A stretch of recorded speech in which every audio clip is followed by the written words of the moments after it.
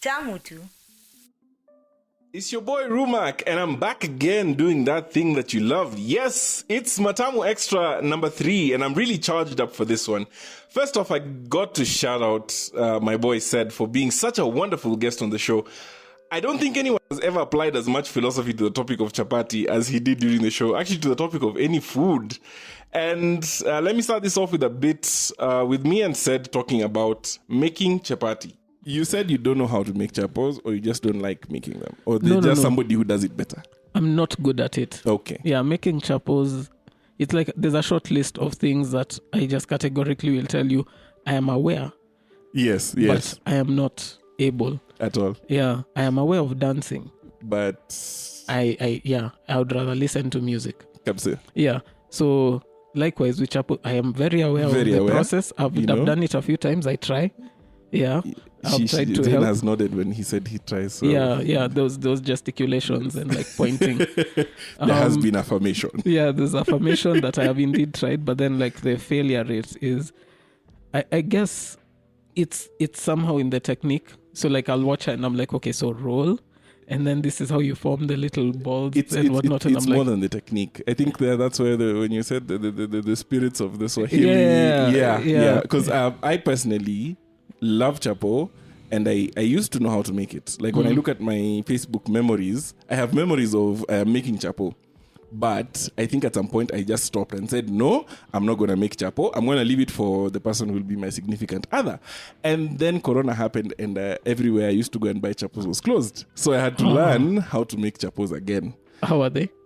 Terrible. Absolutely terrible. Yeah, see, that's the thing. Like, I strongly believe that there's that risk of assuming that if you love something because it's something you can cook, that you're just going to do it. No. Yeah.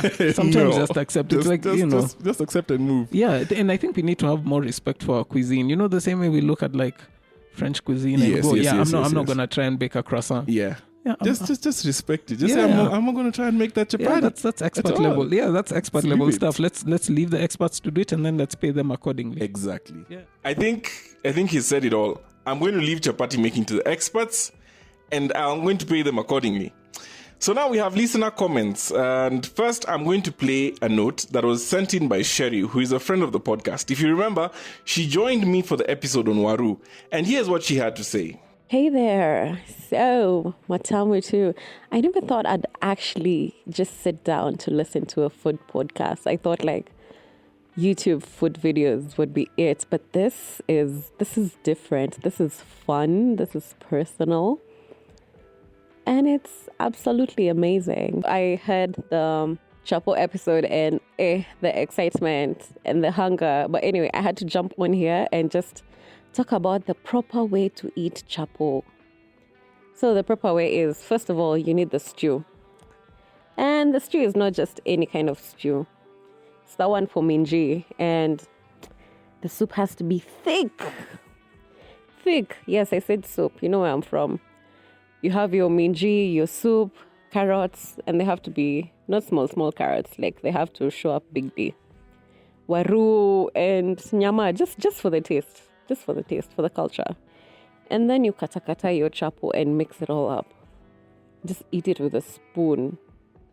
That combo is just mad good. Like, I even think of it right now. I'm hungry.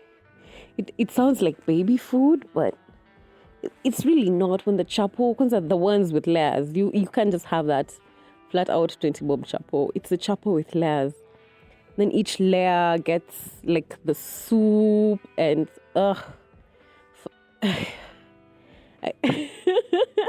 it's just so good. Anyway, just had to jump on, talk about my favorite way to eat chapo. And that's it. Yeah. Have a good one. Sherry, I totally agree with you on how to enjoy chapatis. I think that combination that you spoke of slaps great, especially if the chapos are hot off the pan. Now, let's listen to what Dorcas had to say about the podcast. Your podcast is my go-to podcast in the sense that, you see, like when I'm working on something and I want something to listen to in the background, I listen to Matamu too. Mostly because first, your guests are also interesting, And when you refer to your guest as luminous, I find myself thinking this should actually be a vlog. I need to see what you mean when you say luminous. You get, yeah?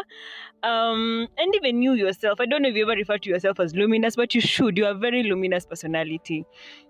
The thing about food and the reason why I like your podcast is, apart from your guests and your voice, the other reason is because food is one of the most unifying things, like much as we all don't like the same food, some of the times I listen to your podcast and I'm like, oh my god, add sweet potatoes, like I feel like it's like a lower level waru. Like I like waru so much, but I feel like sweet potato and the indoma arrowroots are like the